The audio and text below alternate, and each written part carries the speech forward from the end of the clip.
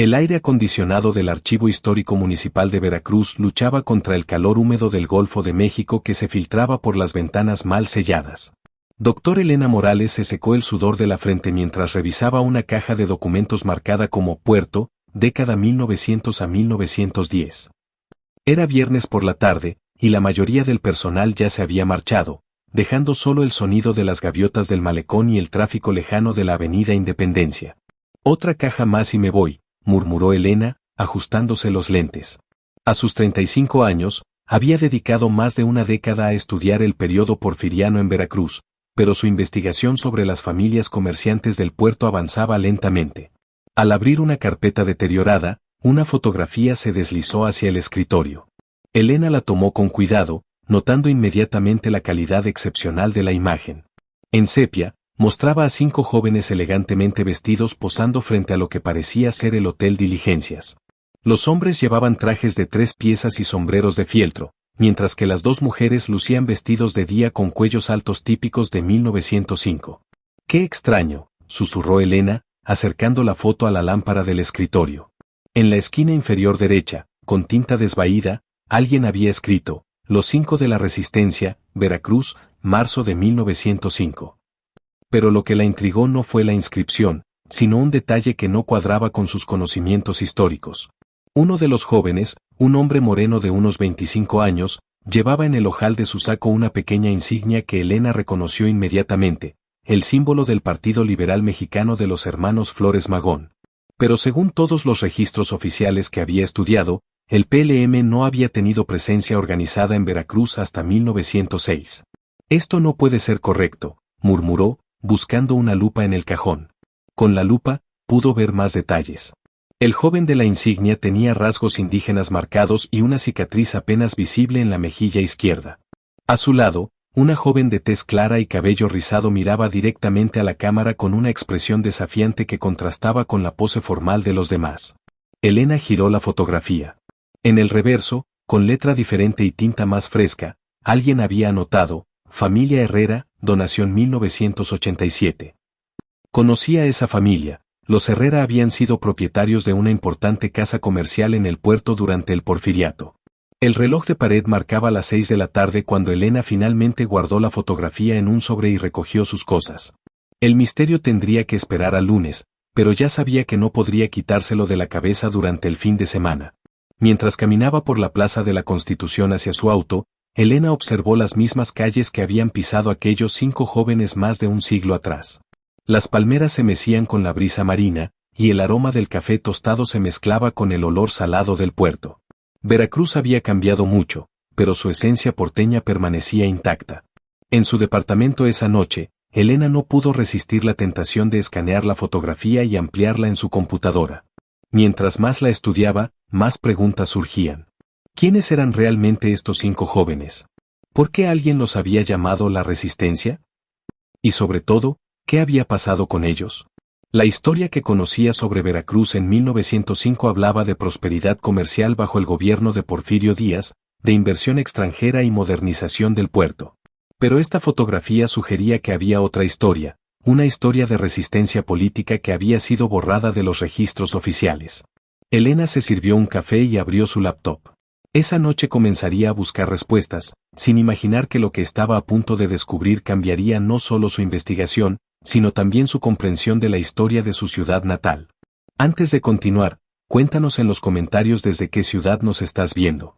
Nos encanta saber desde dónde nos acompañan. Y si disfrutas de historias intensas como esta, suscríbete al canal y deja tu like, nos ayuda muchísimo a seguir adelante. Muchas gracias, y ahora, disfruta de la historia. El lunes por la mañana, Elena llegó temprano al archivo. Había pasado el fin de semana investigando en línea y había encontrado algunas referencias vagas al Círculo Liberal Veracruzano en periódicos de la época, pero nada concreto sobre los 5 jóvenes de la fotografía. Buenos días, doctora Morales, la saludó Miguel Santamaría, el joven archivista que llevaba apenas 6 meses trabajando ahí. A sus 26 años, Miguel tenía una pasión genuina por la historia local que Elena admiraba. Miguel, perfecto. Necesito tu ayuda, dijo Elena, mostrándole la fotografía. ¿Has visto esto antes? Miguel estudió la imagen con atención, ajustándose los lentes de pasta que le daban un aire intelectual. No, pero esa inscripción. Los 5 de la Resistencia. Suena como un grupo clandestino. Exactamente lo que pienso. La familia Herrera donó esta foto en 1987. ¿Tenemos más material de esa donación? Déjame revisar, dijo Miguel, dirigiéndose a su computadora.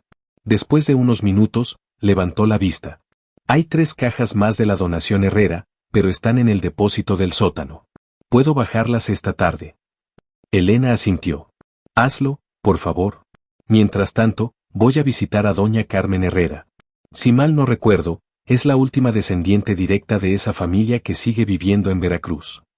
2 horas después, Elena estacionó su auto frente a una elegante casa colonial en el barrio de La Huaca.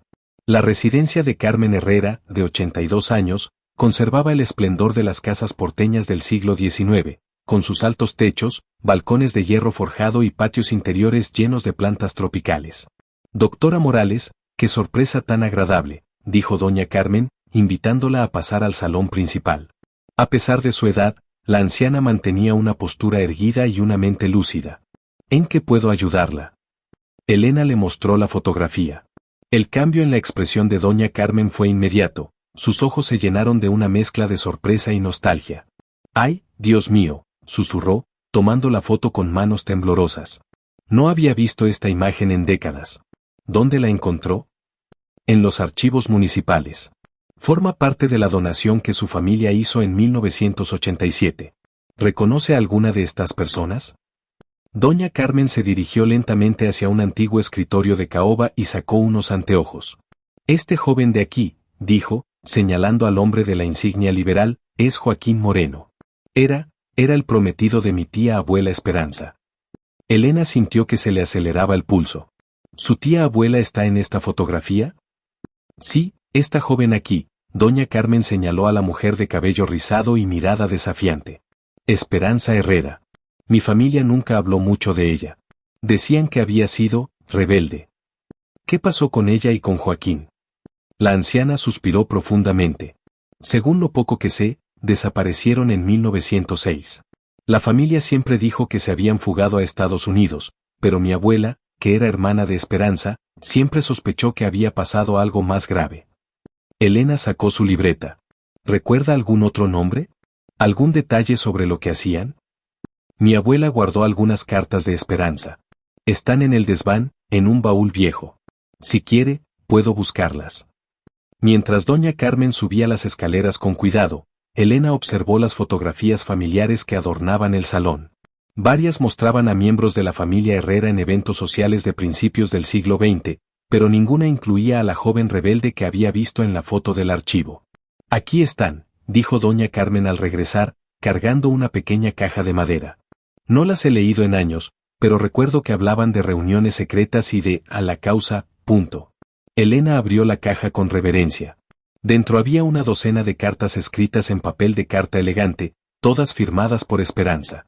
La primera, fechada en febrero de 1905, comenzaba así.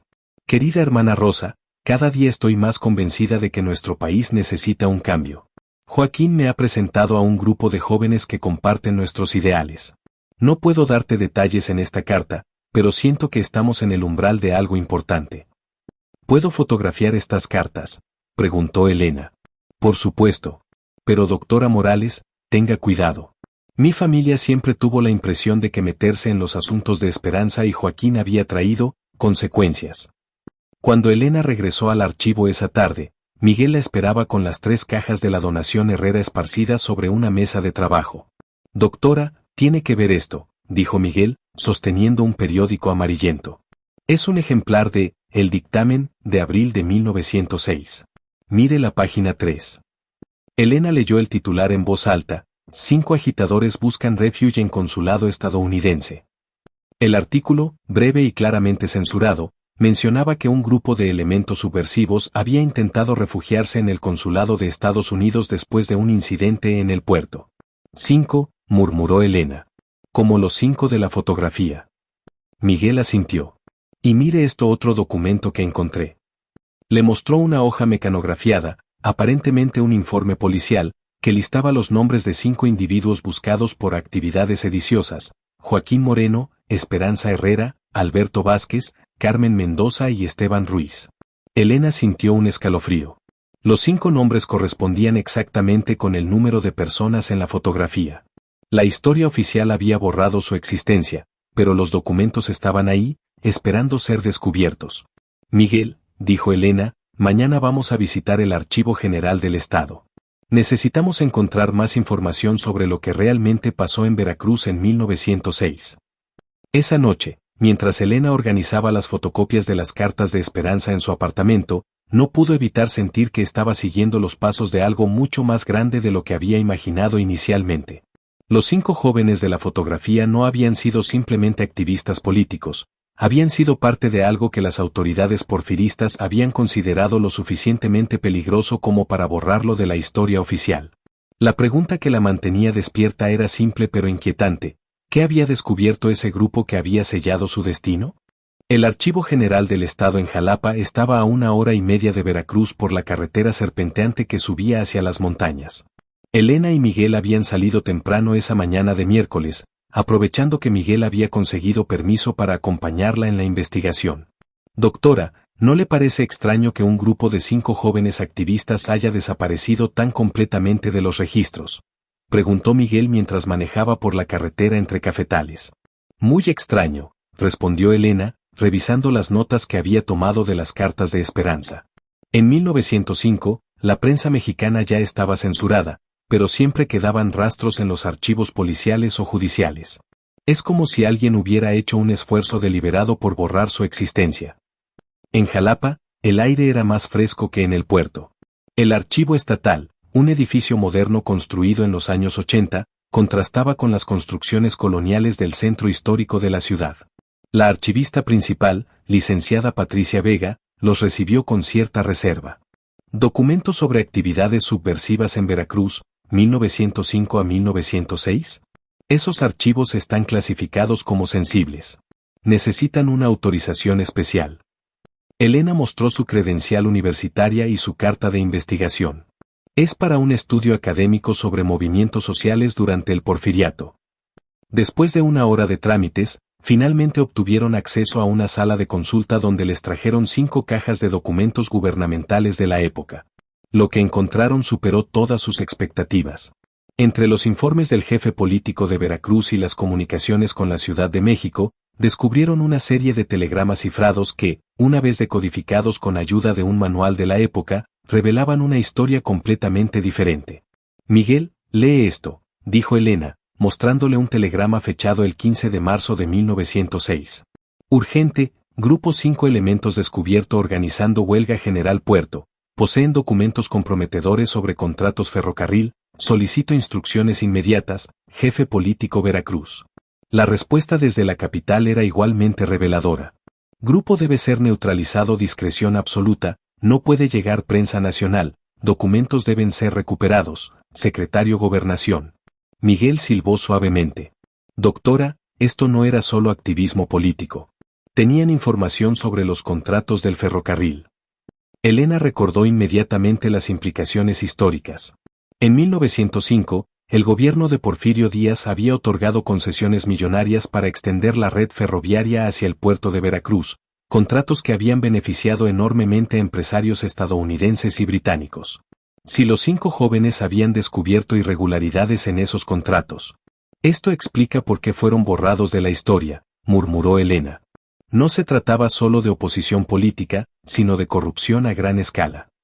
Continuaron revisando documentos hasta encontrar el informe final sobre el caso, fechado el 20 de abril de 1906. Elena lo leyó con creciente horror. Los 5 elementos subversivos fueron interceptados cuando intentaban abordar vapor estadounidense, Gulf Star, en Puerto Veracruz. Durante enfrentamiento, 4 elementos resultaron muertos.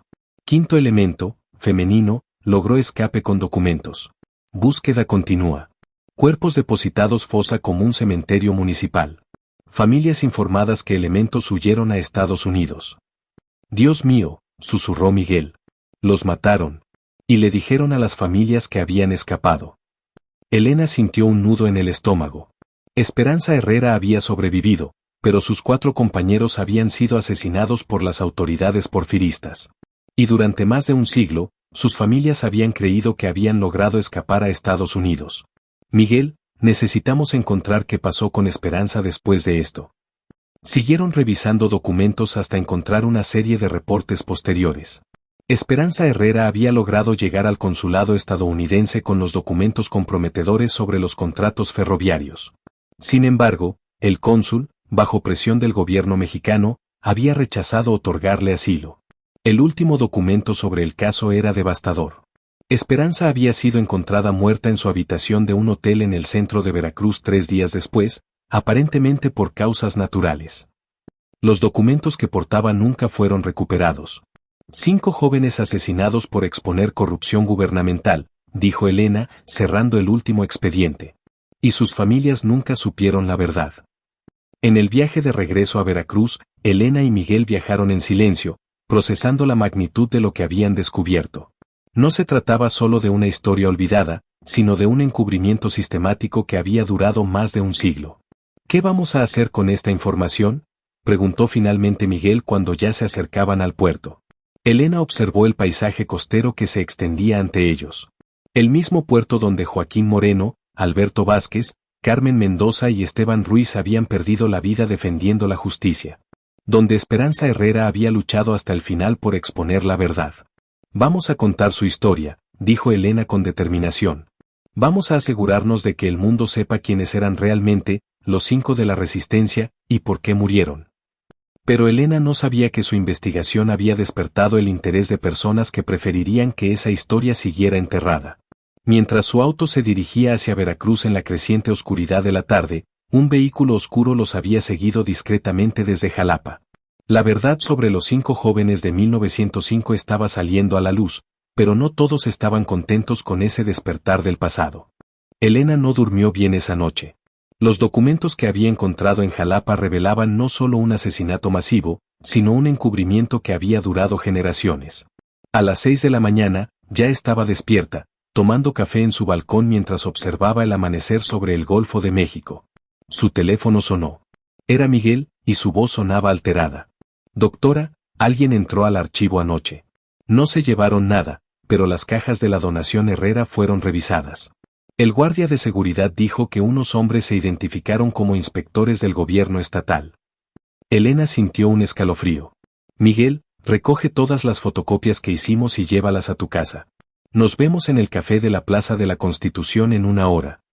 Mientras se vestía, Elena reflexionó sobre las implicaciones de lo que estaba sucediendo. Más de un siglo después, había personas interesadas en mantener enterrada la historia de los 5 de la resistencia. ¿Pero por qué? ¿Qué poder podían tener todavía esos viejos secretos? En el café, Miguel la esperaba con una mochila llena de documentos fotocopiados. Doctora, he estado pensando. Si esos contratos ferroviarios involucraban corrupción, es posible que las familias beneficiarias sean las mismas que siguen teniendo poder económico en Veracruz. Tienes razón, dijo Elena, revolviendo su café. Necesitamos identificar exactamente qué contratos estaban investigando los 5 jóvenes. Regresaron a las cartas de Esperanza, ahora con una perspectiva diferente. En una carta fechada en enero de 1905, Esperanza escribía a su hermana. Rosa, Joaquín ha conseguido copias de documentos que prueban que el contrato para la extensión del ferrocarril al puerto fue otorgado a la empresa de don Aurelio Vasconcelos a cambio de pagos secretos al gobernador. Los planos originales fueron modificados para beneficiar las propiedades que Vasconcelos compró antes de que se anunciara la ruta oficial. Elena conocía ese apellido. Los Vasconcelos seguían siendo una de las familias más poderosas de Veracruz, propietarios de empresas navieras, hoteles y desarrollos inmobiliarios en todo el puerto. Miguel, necesitamos más pruebas antes de hacer público esto. ¿Conoces a alguien en el registro público de la propiedad? Mi prima Lucía trabaja ahí, respondió Miguel. Podría ayudarnos a revisar los registros de propiedades de la familia Vasconcelos de principios del siglo XX. 2 horas después, en el registro público, Lucía Santamaría les mostró registros que confirmaban las sospechas de Elena. Entre 1904 y 1905, Aurelio Vasconcelos había comprado sistemáticamente terrenos a lo largo de la ruta que posteriormente fue aprobada para la extensión ferroviaria. Propiedades que después vendió al gobierno por 5 veces su precio de compra. Es el mismo patrón de especulación inmobiliaria que denunciaban los 5 jóvenes, murmuró Elena. Pero la sorpresa más grande llegó cuando Lucía les mostró un documento de 1906, el testamento de Aurelio Vasconcelos, donde legaba todas sus propiedades a su hijo Roberto, con una cláusula específica que prohibía la venta de ciertos terrenos hasta que se resuelvan completamente los asuntos legales relacionados con contratos gubernamentales. ¿Asuntos legales?, preguntó Miguel. Parece que Vasconcelos sabía que podría haber problemas legales relacionados con sus contratos, explicó Elena. Probablemente por eso fue tan importante silenciar a los 5 jóvenes. Esa tarde, Elena decidió que era momento de confrontar directamente el pasado. Llamó al despacho de Roberto Vasconcelos Herrera, bisnieto del original Aurelio Vasconcelos y actual presidente de la Cámara de Comercio de Veracruz. Para su sorpresa, Vasconcelos accedió a recibirla en su oficina del centro histórico. Roberto Vasconcelos era un hombre de 60 años, elegantemente vestido, cuya oficina estaba llena de fotografías históricas del puerto. Cuando Elena le explicó el motivo de su visita, la expresión del empresario se endureció. Doctora Morales, mi familia ha contribuido al desarrollo de Veracruz durante más de un siglo, dijo Vasconcelos, caminando hacia la ventana que daba al malecón. No permitiré que acusaciones infundadas manchen nuestra reputación. No son acusaciones infundadas, respondió Elena, mostrándole las fotocopias de los documentos. Son hechos históricos documentados. Vasconcelos revisó los papeles en silencio. Finalmente, se dirigió a una caja fuerte en su oficina y extrajo un sobre amarillento. Mi bisabuelo dejó esto para que algún día se entregara si estos asuntos salían a la luz, dijo, entregándole el sobre a Elena. Nunca pensé que ese día llegaría. Dentro del sobre había una confesión escrita de puño y letra por Aurelio Vasconcelos en 1920, poco antes de su muerte.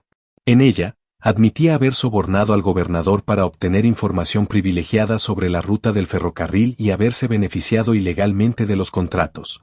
Pero lo más impactante era el final de la confesión. Los 5 jóvenes que murieron en abril de 1906 eran inocentes defensores de la justicia. Su muerte pesa en mi conciencia. Especialmente la de la señorita Esperanza Herrera, quien murió envenenada por órdenes del gobernador después de rechazar entregar los documentos que la comprometían. Que Dios perdone los crímenes cometidos en nombre del progreso. Elena sintió que se le cortaba la respiración. ¿Por qué nunca hizo pública esta confesión? Porque habría destruido no solo a mi familia, sino a muchas otras familias poderosas que estuvieron involucradas, respondió Vasconcelos. Pero los tiempos han cambiado, doctora Morales. Creo que es hora de que Veracruz conozca la verdad sobre su historia. Una semana después, Elena organizó una conferencia de prensa en el Archivo Histórico Municipal. Medios locales y nacionales se dieron cita para escuchar la revelación de una historia que había estado oculta durante 119 años. Con la fotografía de los 5 jóvenes proyectada detrás de ella, Elena contó la historia completa, como Joaquín Moreno, Esperanza Herrera, Alberto Vázquez, Carmen Mendoza y Esteban Ruiz habían descubierto una red de corrupción que involucraba contratos ferroviarios millonarios. Cómo habían sido asesinados por defender la justicia. Cómo sus familias habían vivido más de un siglo creyendo que sus seres queridos habían escapado a Estados Unidos. Los 5 de la resistencia no fueron solo activistas políticos, concluyó Elena. Fueron héroes que murieron defendiendo la transparencia y la justicia. Su historia nos recuerda que la lucha contra la corrupción no es nueva en México, y que siempre ha habido jóvenes valientes dispuestos a sacrificarlo todo por un país mejor. Al día siguiente, los principales periódicos del país publicaron la historia en primera plana. Las familias descendientes de las víctimas finalmente conocieron la verdad sobre el destino de sus antepasados. El gobierno de Veracruz anunció que se colocaría una placa conmemorativa en el puerto en honor a los 5 jóvenes. Roberto Vasconcelos, por su parte, anunció la creación de una fundación para promover la transparencia en los contratos gubernamentales, financiada con parte de la fortuna familiar que había sido construida sobre aquella corrupción centenaria. Miguel, quien había sido fundamental en la investigación, fue promovido a director adjunto del Archivo Histórico Municipal. Pero para Elena, la verdadera recompensa llegó cuando doña Carmen Herrera la llamó por teléfono. Doctora Morales, dijo la anciana con voz quebrada por la emoción, gracias por devolverle la dignidad a la memoria de mi tía abuela Esperanza. Durante toda mi vida me preguntaba por qué la familia tenía vergüenza de hablar de ella. Ahora sé que debería haber sido nuestro orgullo. Esa noche, Elena caminó sola por el malecón de Veracruz. El mismo malecón donde 119 años atrás, 5 jóvenes valientes habían dado su vida por la justicia. Las luces del puerto se reflejaban en el agua oscura del golfo, y una brisa cálida traía el aroma familiar del café y el mar. En su bolso llevaba una copia de la fotografía que había iniciado todo, 5 jóvenes elegantemente vestidos, posando con la dignidad de quienes sabían que luchaban por algo más grande que ellos mismos. Ya no eran un misterio histórico. Eran Joaquín, Esperanza, Alberto, Carmen y Esteban. Eran los 5 de la resistencia de Veracruz, y finalmente, su historia había sido contada.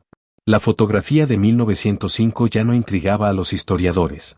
Ahora les recordaba a todos que la valentía y la justicia son valores eternos, y que la verdad, aunque tarde en llegar, siempre encuentra la manera de salir a la luz.